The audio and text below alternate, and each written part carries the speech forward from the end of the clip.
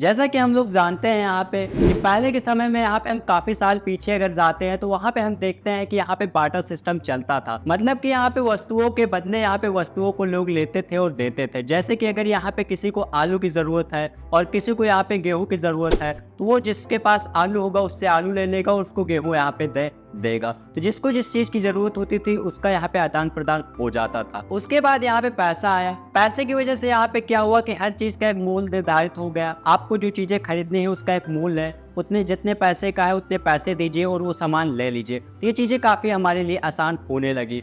उसके बाद ये और यहाँ पे आगे चीजें बढ़ी और ये इंटरनेट पे आ गई। मतलब कि यहाँ पे आप डिजिटली किसी को भी पेमेंट कर सकते हैं। कोई भी सर्विस उससे आप ले रहे हैं, कोई भी आप सामान किसी से खरीद रहे हैं, उसको आप यहाँ पे ऑनलाइन पैसे भेज सकते हैं। नमस्कार दोस्तों, मेरा नाम है शुभम साहू।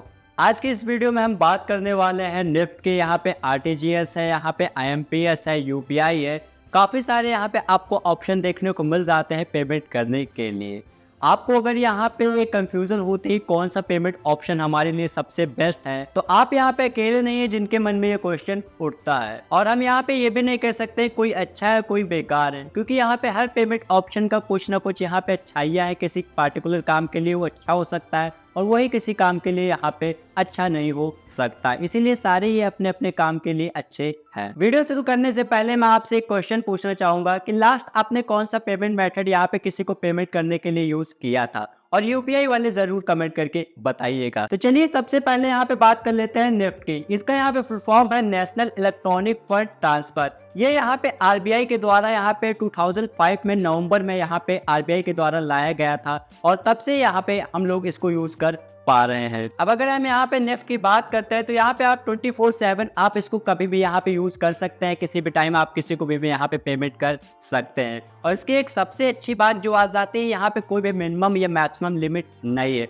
मतलब अगर आप किसी को 1 रुपया भी भेजना चाहते हैं तो आसानी से आप निफ्ट के थ्रू यहाँ पे 1 रुपया भी भेज सकते हैं। आपको किसी को 10 रुपए भेजने, 1 लाख भेजने, 1 करोड़ भेजने हैं, ये जितना भी आपको पैसा भेजना है ज्यादा से ज्यादा आप निफ्ट के थ्रू यहाँ पे आसानी से भेज सकते हैं। अब यहाँ पे एक चीज लेकिन आ जाती है कि यहाँ पे पेमेंट क्या है कि तुरंत की तुरंत नहीं होती। जैसे कि आपने निफ्ट के थ्रू यहाँ पे किसी को पैसा भेजा तो तुरंत के तुरंत वो दूसरे के बैंक अकाउंट में यहाँ पे नहीं जाता है। तो ये कैसे जाता है, तो नॉर्मली चलिए इसको हम यहाँ पे थोड़ा सा नॉर्मल समझ लेते हैं, ज्यादा टेक्निकल भी नहीं जाएंगे, लेकिन यहाँ पे समझना भी इम्पोर्टेंट है। तो चलिए सिंपली एक एग्जांपल ले लेते हैं। जैसे कि मेरे को यहाँ पे मेरे दोस्त को यहाँ पे, जिसका मान लेते हैं नाम रमेश है, उसको मेरे को यहाँ पे 100 रुपए भेजने हैं। अब यहाँ पे मैं अपने दोस्त रमेश को यहाँ पे पैसे भेजना चाह रहा हूँ, तो यहाँ पे उसको मैं डायरेक्ट भेजूंगा तो उसका कोई ना कोई बैंक अकाउंट होगा, उसमें ही पैसे भेजूंगा। मतलब अगर मेरे को रमेश को पैसे भेजने हैं तो उसके अकाउंट में पैसे भेजने होंगे, और मैं पैसे भेज रहा हूँ अगर ऑनलाइन तो मेरा भी कोई ना कोई बैंक अकाउंट होगा जिसके थ्रू मैं उसके अकाउंट में यहाँ पे पैसे भेजूंगा। मान लेते हैं यहाँ पे कि मेरा यहाँ पे बैंक अकाउंट है एचडीएफसी बैंक में और मेरे दोस्त रमेश का अकाउंट है यहाँ पे एसबीआई बैंक में। सिंपली जैसे कि मेरे को 100 रुपए भेजने हैं निफ्ट के थ्रू, तो यहाँ पे मैं क्या करूंगा, सिंपली उसके पेमेंट यहाँ पे कर दूंगा। तो पेमेंट क्या होगी, तुरंत के तुरंत यहाँ पे रमेश के अकाउंट में नहीं दिखेगी, उसमें यहाँ पे लगेगा टाइम। तो ये टाइम क्यों लगता है वो चलिए यहाँ पे हम समझ लेते हैं। देखिए यहाँ पे क्या होता है, बैंक सिंपली यहाँ पे क्या करती है, एक बैचेस बनाती है। आधे आधे घंटे की ये बैचेस होती हैं। जैसे कि यहाँ पे एचडीएफसी बैंक है, उसने यहाँ पे आधे घंटे की बैचेस बना रखी है। मान लेते हैं 11 बजे से 11:30 बजे की एक बैच है। अब उसमें क्या करेंगे, जितने भी जैसे एचडीएफसी बैंक से कोई पैसा यहाँ पे एसबीआई बैंक में भेज रहा है और एसबीआई बैंक से एचडीएफसी बैंक में भेज रहा है, इसी तरह एचडीएफसी बैंक के और भी काफ़ी सारे अकाउंट्स में, मतलब जैसे एसबीआई बैंक के अलावा यहाँ पे काफ़ी सारे बैंक है, पीएनबी है, बैंक ऑफ बड़ौदा है, काफ़ी सारे, उनमें भी यहाँ पे पैसा भेजा जा रहा होगा। तो ये सिंपली यहाँ पे क्या करेंगे, हर बैंक के लिए एक एक बैचेस बना देंगे आधे आधे घंटे की।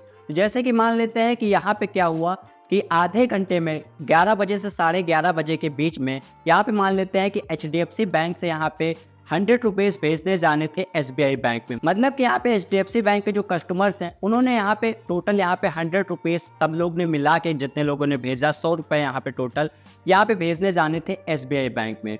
और एसबीआई बैंक में क्या हुआ कि यहाँ पे 75 रुपीज क्या हुआ, उनके कस्टमर्स ने एचडीएफसी बैंक के अकाउंट में अपने दोस्तों को या जिस भी काम के लिए, सर्विसेज के लिए पैसे भेजे।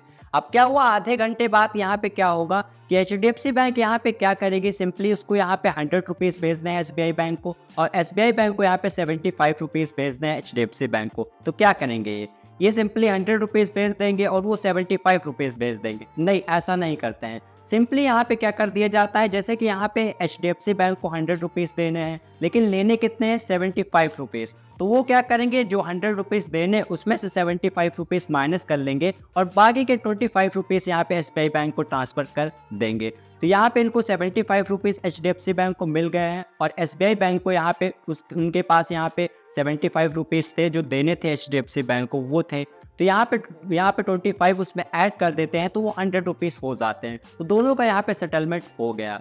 अब यहाँ पे एक क्वेश्चन आता है, जैसे कि हो सकता है कि HDFC बैंक को SBI बैंक को 100 रुपीज़ भेजने हो और SBI बैंक को भी 100 रुपीज़ ही भेजने हो HDFC बैंक को, तो यहाँ पे क्या होगा? तो यहाँ पे कुछ नहीं होगा, सेटल हो जाएगा। तो ये जब सेटलमेंट हो जाती है उसके बाद जिसको भी आप पैसे भेज रहे हैं उसको यहाँ पे पेमेंट मिल जाती है, तब तक यहाँ पे उसके अकाउंट में पैसे नहीं दिखते हैं। तो यहाँ पे आधे घंटे से ज्यादा इसीलिए यहाँ पे टाइम लग जाता है अगर आप निफ्ट के थ्रू किसी को पैसे भेजते हैं तो। लेकिन इसका सबसे बड़ा फायदा क्या होता है, देखिए यहाँ पे आप 1 रुपये भी भेज सकते हैं, 100 रुपये भी भेज सकते हैं, कम भी भेज सकते हैं, ज्यादा से ज्यादा जितना भेजना चाहे भेज सकते हैं। तो इसका सबसे बड़ा फायदा यही होता है। और अगर आपको अर्जेंटली किसी को पैसे भेजना है कि अभी आपने भेजा तुरंत किसी के अकाउंट में चले जाएं, तो निफ्ट वहाँ पे सही नहीं रहता है। लेकिन अगर आपको यहाँ पे कम या ज़्यादा से ज़्यादा बहुत पैसे भेजने हैं तो उसके लिए काफ़ी अच्छा ये बेस्ट ऑप्शन हो जाता है। अगर यहाँ पे आ जाता है RTGS, इसका फुल फॉर्म है रियल टाइम ग्रॉस सेटलमेंट। ये यहाँ पे RBI के द्वारा यहाँ पे 26 मार्च 2004 में यहाँ पे लॉन्च किया गया था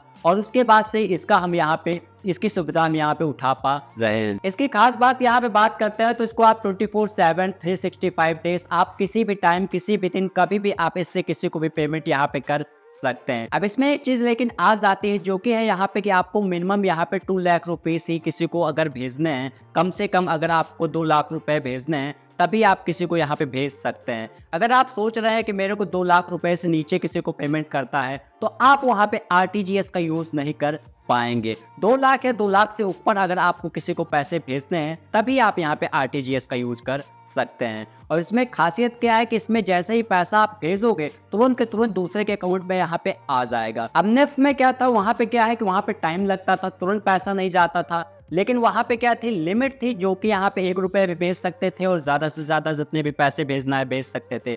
लेकिन RTGS में क्या है कि भाई 2 लाख से कम आप यहाँ पे नहीं भेज सकते हो, तो 2 लाख से ज्यादा अगर आपको यहाँ पे पैसे भेजने हैं तभी आप यहाँ पे भेज सकते हो। लेकिन सबसे बड़ा फायदा यही है कि अगर आपको 2 लाख से ऊपर किसी को पैसे भेजने हैं तो ये तुरंत के तुरंत जैसे ही पैसा आप भेजोगे जिसको, उसके अकाउंट में तुरंत के तुरंत आ जाएगा, टाइम वहाँ पे नहीं लगेगा। तो अगर आपको किसी को हाई अमाउंट यहाँ पे बड़ा अमाउंट यहाँ पे किसी को भेजना है और तुरंत के तुरंत आपको चाहिए कि उसके अकाउंट में पैसे चले जाएं, तो उसके लिए RTGS यहाँ पे काफी बेस्ट ऑप्शन हो जाता है। अगर यहाँ पे आ जाता है IMPS, इमीडिएट पेमेंट सर्विस, ये यहाँ पे NPCI द्वारा यहाँ पे लाया गया था 22 नवंबर 2010 में यहाँ पे NPCI द्वारा लाया गया था। अब IMPS देखिए यहाँ पे 24/7 यहाँ पे किसी भी टाइम आप किसी को भी यहाँ पे पेमेंट करना चाहते हैं आप उसको यहाँ पे भेज सकते हैं। और ये भी यहाँ पे क्या होता है कि निफ्ट की तरह नहीं है यहाँ पे कि टाइम लगेगा, यहाँ पे भी यहाँ पे RTGS की तरह है कि जैसे ही आप किसी को पैसे भेजते हैं तुरंत के तुरंत यहाँ पे पैसे दूसरे के अकाउंट में यहाँ पे चले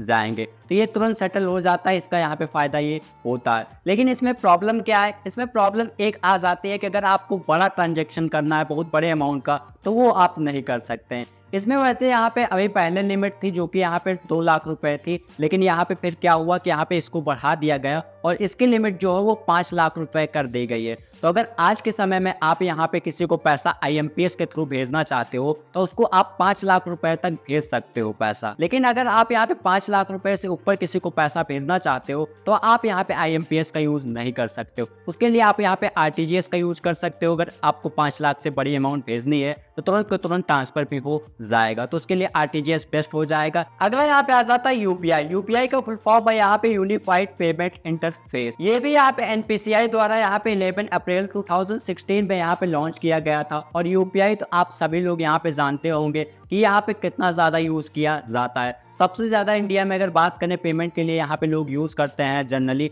तो वो यहाँ पे यूज करते हैं UPI का। और UPI सबसे बेस्ट भी ऑप्शन हो जाता है क्योंकि आप किसी को भी पैसे भेज रहे हो तुरंत के तुरंत दूसरे के अकाउंट में यहाँ पे पैसे ट्रांसफर हो जाते हैं। अब UPI में आप लोग जानते हैं कि QR कोड होता है, उसको स्कैन करके आप आसानी से पेमेंट कर सकते हैं। दैट आप मोबाइल नंबर यहाँ पे है किसी का, उस पे भी आप यहाँ पे पेमेंट कर सकते हैं। अब यहाँ पे रिक्वेस्ट भी किया जा सकता है, जैसे मेरे को किसी से पेमेंट लेना है तो मैं उसको रिक्वेस्ट भी भेज सकता हूँ, उसके यूपीआई जो भी वो पेमेंट ऐप यूज करता होगा उस पर यहाँ पे रिक्वेस्ट जाएगी, वो यहाँ पे पेमेंट कर सकता है। तो यहाँ पे इसमें क्या है कि आप इसको आसानी से यूज कर सकते हैं और आप में से मैक्सिमम लोग यहाँ पे इसको यूज भी करते होंगे। लेकिन इसकी एक प्रॉब्लम आ जाती है जो कि है इसकी लिमिट। जनरली इसकी जो लिमिट है यहाँ पे 1 लाख रुपए है, लेकिन ये बैंक टू बैंक डिपेंड भी करती है, इसमें भी अप डाउन लिमिट यहाँ पे रहती है। तो आप अपने बैंक का चेक कर लीजिएगा कितनी लिमिट यहाँ पे आपको यूपीआई पे मिलती है। उसके अलावा यहाँ पे एनपीसीआई है जो उन्होंने एक सर्कुलर लाया था जिसमें कि यहाँ पे बताया था कि अगर आप यहाँ पे 2 मर्चेंट ऐसे हैं जिनको आप यहाँ पे 5 लाख रुपए तक भी भेज सकते हो, वो कौन से? यहाँ पे पहला है हॉस्पिटल्स और दूसरा है एजुकेशनल सर्विसेज। तो सिंपली यहाँ पे ये 2 मर्चेंट हैं जिनमें कि आपको यहाँ पे 5 लाख तक की लिमिट मिल जाती है। लेकिन हाँ, वो लोग यहाँ पे वेरीफाइड मर्चेंट होने चाहिए, ऐसा नहीं कोई भी है तो किसी को भी आप भेज सकते हो। बोलते एजुकेशनल सर्विसेज हैं, ये यहाँ पे हॉस्पिटल्स का है, यहाँ पे वेरीफाइड वो मर्चेंट यहाँ पे होने चाहिए। और नॉर्मली आपने कभी सोचा है कि यहाँ पे नॉर्मली हम फोन पे यूज करते हैं, गूगल पे यूज करते हैं या कोई भी यूपीआई ऐप यूज करते हैं, वो हमसे कोई भी यहाँ पे फीस चार्ज नहीं करता है और वो फ्री में यहाँ पे ट्रांजेक्शन करने को देता है, तो लोग कमाते कैसे हैं? तो अगर आपके मन में ये क्वेश्चन आता है तो इस पे आपको जल्दी वीडियो मिल जाएगी। जैसे ही वीडियो बन जाती है इसी वीडियो के डिस्क्रिप्शन में आपको लिंक मिल जाएगी, आप वो भी देख सकेंगे। तो यहाँ पे हम कंक्लूड कर देते हैं सारी चीजों को। सबसे पहले हम यहाँ पे यूपीआई की बात कर लेते हैं। देखिए, अगर यहाँ पे नॉर्मल तौर पर जितनी भी आपकी लिमिट है जनरली 1 लाख रुपए होती है, और जो एक्सेप्शन यहाँ पे लाया गया है यहाँ पे जो भी हॉस्पिटल्स के लिए या एजुकेशनल सर्विसेज के लिए, और वो भी वेरीफाइड यहाँ पे मर्चेंट है तभी, तो वहाँ पे 5 लाख तक की लिमिट मिल जाती है। नॉर्मली अगर आपको छोटे ट्रांजेक्शन करने हैं तो यूपीआई यहाँ पे बेस्ट ऑप्शन हो जाता है। और दूसरा यहाँ पे निफ्ट की बात कर लेते हैं, तो इसमें एक ही चीज़ है कि यहाँ पे कितना भी पैसा आप भेज सकते हो, लेकिन यहाँ पे क्या है, टाइम लगता है। तो अगर आपको टाइम की दिक्कत नहीं है कि टाइम लगता है, कोई दिक्कत नहीं है, तो आप यहाँ पे निफ्ट का यहाँ पे यूज कर सकते हो। इसमें यही खास बात है कि यहाँ पे लिमिट काफ़ी ज़्यादा और कम दोनों मिल जाती है।